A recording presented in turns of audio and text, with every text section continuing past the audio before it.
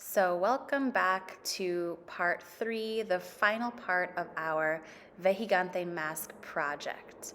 So today we are going to be adding color to our Vejigante masks.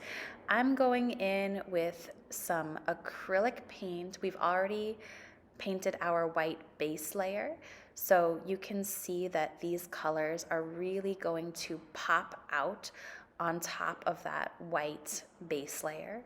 And I want to cover every single spot, every piece of my mask with color. So I don't want any of that white base layer showing.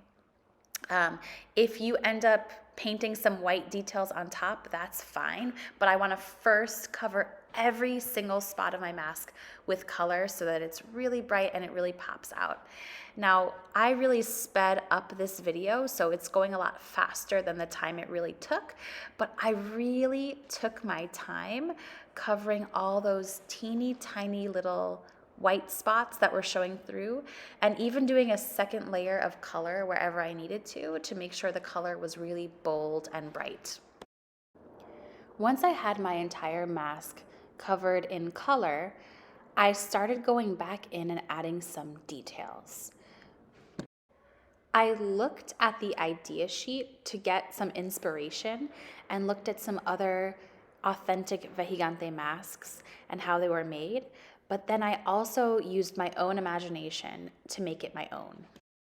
I decided to go with this polka dot pattern on most of my mask, but as you'll see later, I also added some other patterns and details to some of the parts of the mask, like the horns.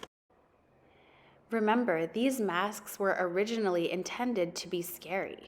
So if you want to, feel free to add spooky details. I decided to add some sharp teeth, and I also added these kind of spooky red eyes.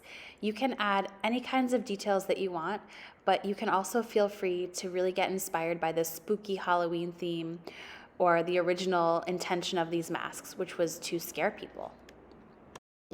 Keep going until you feel satisfied with your mask.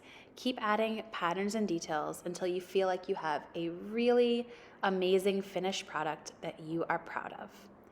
This is my finished Vejigante mask, and now it's your turn, and I can't wait to see what you guys create.